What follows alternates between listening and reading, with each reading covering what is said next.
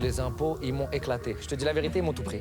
Je me suis réveillé, je suis étonné d'avoir des jambes encore. Les gens en ont marre de se faire taxer à tout bout de champ, on est des vaches à lait. Je suis pour l'effort national, mais là j'ai l'impression de me faire avoir quand même pas mal de fois. Je préfère passer le message qu'ils baissent toutes les taxes, que nous, le petit ouvrier, on ne peut plus vivre. Trop d'impôts tue l'impôt et tue surtout la compétitivité de notre pays. On est trop taxé en France. Cette phrase, je dois l'entendre au moins une fois par jour. Et ça, quelle que soit la personne que j'ai en face de moi. Un chef d'entreprise, un salarié, voire même un retraité ou un étudiant, beaucoup de Français ont l'impression de toujours payer plus d'impôts pour en contrepartie un service public qui n'arrête pas de se dégrader. Ce constat est partagé par tous, la presse, les politiciens, l'ensemble des Français. Et pourtant, si on analyse les chiffres, vous allez être surpris, mais la France est l'un des pays d'Europe où l'on paye le moins d'impôts sur le revenu.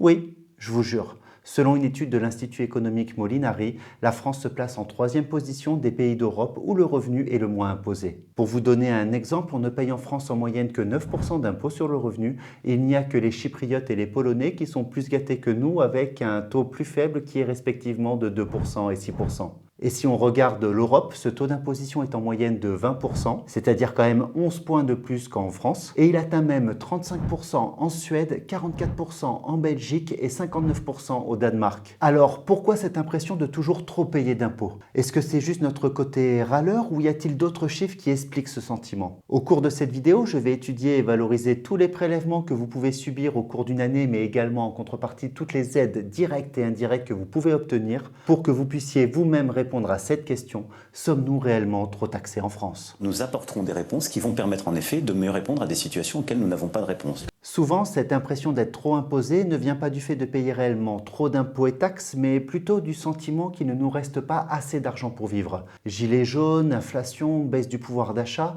l'impôt pourrait être en quelque sorte la goutte d'eau qui a fait déborder le vase. Mais si on se compare aux autres pays d'Europe, est-ce que le salaire disponible après impôt sur le revenu en France est réellement plus faible qu'ailleurs en Europe? Et la réponse est non, c'est pas le cas. Le reste pour vivre n'est pas plus faible, mais il n'est pas non plus élevé qu'ailleurs. Toujours selon l'étude de l'Institut économique Molinari, le salaire net d'impôt est en moyenne en France de 2 187 € par mois, ce qui est légèrement supérieur à la moyenne européenne qui est de 1 757 €.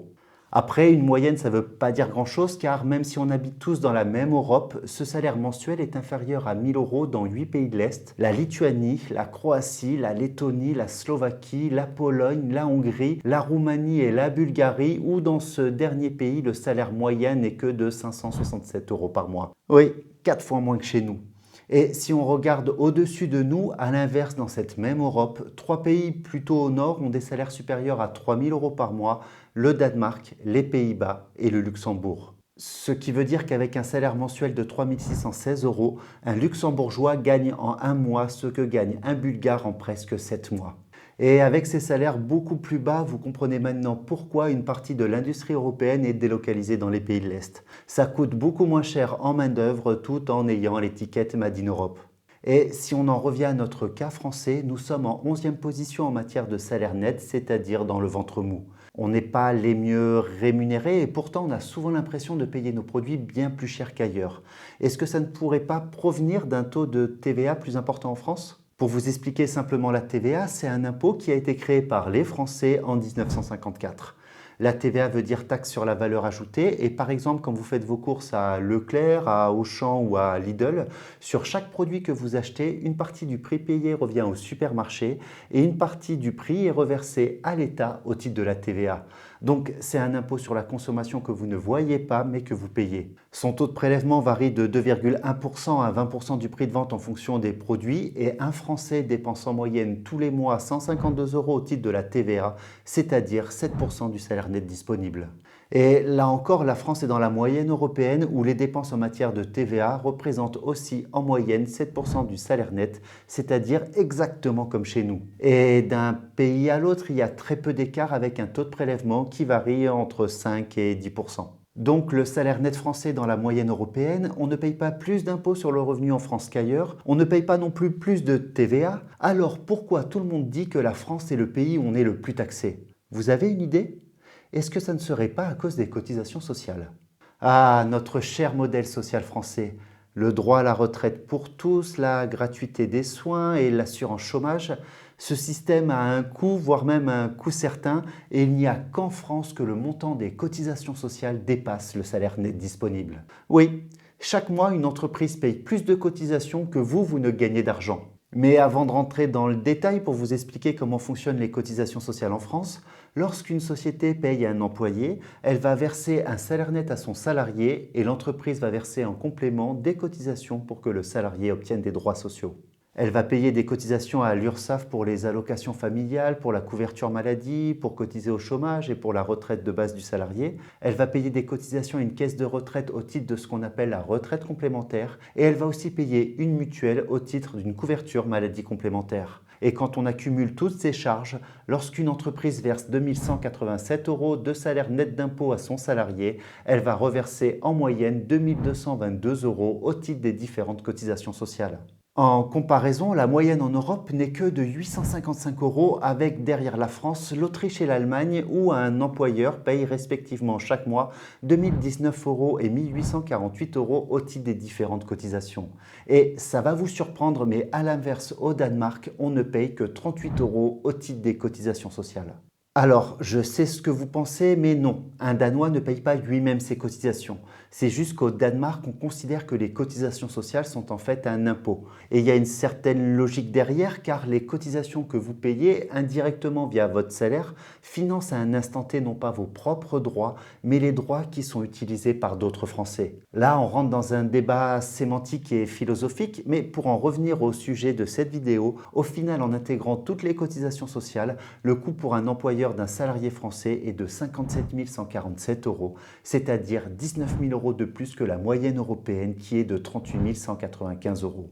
Et avec ce salaire super brut, on se situe tout de même à la 8e place du classement européen. Et quand on voit la différence entre le montant payé par l'employeur et le montant perçu par le salarié, ça explique en partie cette dichotomie qui peut exister entre le sentiment du chef d'entreprise de payer assez cher son employé et le ressenti du salarié qui a la pression d'être exploité. Et dans les faits, aucun des deux n'a raison, aucun des deux n'a tort, ils ne se basent pas juste sur le même chiffre. Un salarié coûte bien à une entreprise française en moyenne 57 147 € par an, mais quand on enlève 26 665 € de cotisation, 2 413 € d'impôt sur le revenu et 1 824 € de TVA, un salarié n'a un pouvoir d'achat qui n'est que de 26 245 € en moyenne. Et quand on fait ce comparatif entre ce que pourrait gagner un salarié et ce qui lui reste après avoir payé les différents prélèvements obligatoires, on peut considérer qu'un Français travaille jusqu'au 17 juillet pour financer les services publics et les prestations collectives, et ce n'est qu'à partir du 18 juillet qu'il commence enfin à travailler pour lui. Ce constat, ce sont les conclusions de l'étude de l'Institut économique Molinari, et la France est championne d'Europe des prélèvements.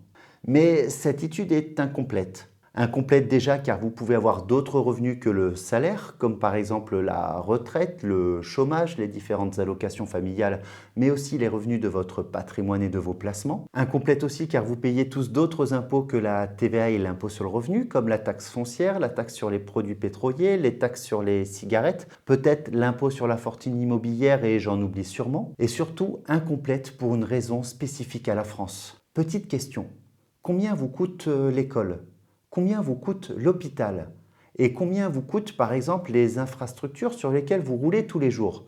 0 €. Ou plutôt ils vous sont fournis en compensation des impôts que vous avez payés. Et en 2021, une étude a essayé de synthétiser tout ce que paye et tout ce que reçoit un Français sur une année. Cette étude, c'est l'étude des revenus et du patrimoine des ménages et elle a été réalisée par l'INSEE, l'Institut national des statistiques et études économiques. Et en France, si on intègre les salaires bruts, les salaires des indépendants et les revenus du patrimoine comme les loyers et les dividendes, le revenu moyen français est au final de 43 000 € par an.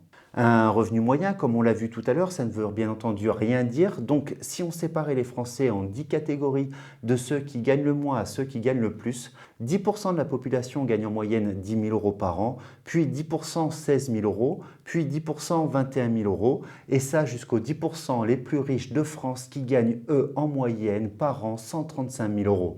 Et avec ce schéma, on s'aperçoit que le revenu médian est plus faible que le revenu moyen, avec un revenu médian qui se situe plutôt autour des 33 000 €. C'est-à-dire que la moitié des Français gagnent plus de 33 000 € par an et la moitié moins. Et la raison de cette différence entre revenu médian et revenu moyen se voit assez facilement, c'est que les 10% au plus haut revenu font augmenter la moyenne, et vous le verrez dans 5 minutes, mais heureusement qu'ils sont là. Comme j'aime à le rappeler, en France, on adore les prélèvements, que ce soit les cotisations sociales ou les différents impôts et taxes. Et au global, ces retenues, elles représentent en moyenne un prélèvement de 24 000 € par Français, c'est-à-dire un peu moins de 60% des revenus.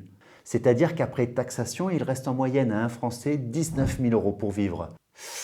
Ça fait mal, hein? Surtout si on part de 43 000 € de revenus au départ. Et si on regarde dans le détail entre les différentes catégories de Français, vous allez être surpris et ça va permettre de casser un mythe, mais en proportion des revenus, une personne pauvre paye plus d'impôts qu'une personne riche. Oui, cet état de fait vient principalement des taxes comme la TVA qui sont proportionnelles à la consommation et non pas aux revenus. Pour vous expliquer, même si une personne aisée va acheter des produits plus chers et donc dépenser plus qu'une personne pauvre et payer plus de TVA, en proportion de ses revenus, la personne riche ne va pas dépenser toutes ses économies pour vivre. À la différence d'une personne pauvre qui va dépenser 100 voire 110% de ses revenus juste pour survivre. Et au final, après imposition, cotisation et taxation, il reste à un Français entre 30 et 47% de ses revenus, et c'est-à-dire que chacun paye entre 7 000 et 72 000 € à la collectivité chaque année. Et quand il vous reste moins de 50% de vos revenus, ça paraît logique que les Français aient l'impression de payer trop d'impôts. Enfin, de prélèvements pour être précis. Alors, ce ressenti paraît logique, mais à cause d'un biais cognitif. C'est qu'on se rend compte de tout ce que l'on paye, mais on ne valorise pas pour autant tout ce que l'on perçoit. Pourtant, tout le monde a le droit à la retraite. En cas d'arrêt de travail, vous percevez des indemnités journalières, et en cas de licenciement, il existe le chômage. Ces indemnités que chaque Français perçoit sont proportionnelles aux cotisations payées et donc indirectement aux revenus touchés. Et c'est pour ça que plus le revenu d'une personne est importante, plus les indemnités perçues seront élevées. Schématiquement, elles démarrent à 2 000 € par an en moyenne pour les personnes aux plus faibles revenus et atteignent 16 000 € pour les 10% des Français aux plus hauts revenus. Mais il existe un second type de ressources qui est, elle, disproportionnelle aux revenus, ce sont les aides sociales. Les aides versées par la CAF, le RSA, les différents coups de pouce perçus au cours d'une année. Pour cette typologie de ressources, moins une personne aura de revenus, plus elle sera aidée. Et c'est donc en toute logique que les Français les plus pauvres perçoivent en moyenne 5 000 € d'aide par an, là où les personnes aux plus hauts revenus n'en perçoivent aucune. Ça s'appelle la solidarité nationale. Ces aides, c'est ce que l'on voit, mais il y a aussi tout ce que l'on ne voit pas. Par exemple, la gratuité des soins. Techniquement, quand vous allez aux urgences ou chez le médecin, ça ne vous coûte quasiment rien, mais ces services reviennent quand même au final en moyenne par an à 4 000 € par personne. Et l'éducation nationale, vous savez combien ça coûte ? Eh bien, chaque personne économise en moyenne 2 300 € à ne pas payer l'école. Et il y a aussi la police, la justice, le nettoyage des rues. Pour ces postes, vous économisez en moyenne 850 € à profiter gratuitement des services publics. Et si on répartit ces différentes prestations en nature et ces dépenses collectives entre les 10 catégories de la population, chaque Français économise entre 16 et 11 000 € à bénéficier de tous ces services gratuits. Et au final, quand on additionne toutes les typologies de revenus et qu'on soustrait tous les prélèvements subis, un Français qui ne touchait que 10 000 € de revenus par an a perçu plus d'aides et de services complémentaires qu'elle n'a payé d'impôts et taxes, de sorte qu'on peut même considérer qu'elle a gagné 16 000 € de plus grâce au système français de la redistribution. Et comme rien ne se perd, rien ne se crée, tout se transforme, à l'inverse, une personne qui touche 135 000 € de revenus a perdu réellement 45 000 € au titre de la solidarité nationale, c'est-à-dire 33% de ses revenus. Et au final, quand on regarde la répartition des produits et des charges, on peut considérer qu'un tiers des Français les plus riches aident les 2 tiers restants. Est-ce que c'est juste ou est-ce que c'est totalement abusif? Je vous laisse en débattre dans les commentaires, mais bien entendu de manière raisonnée. Et quand on regarde ce graphique, si vous gagnez moins de 50 000 € par an, tout revenu confondu, non, vous ne payez pas trop d'impôts car vous percevez plus d'aides et de services que vous n'êtes taxé. Mais je sais, vous voulez quand même essayer de payer moins d'impôts sur le revenu cette année. Donc pour vous aider à préparer votre déclaration de revenus, je vous retrouve tout de suite sur cette vidéo où je vous explique en détail comment déclarer vos frais réels pour réduire votre revenu et donc payer moins d'impôts et économiser un peu de pouvoir d'achat.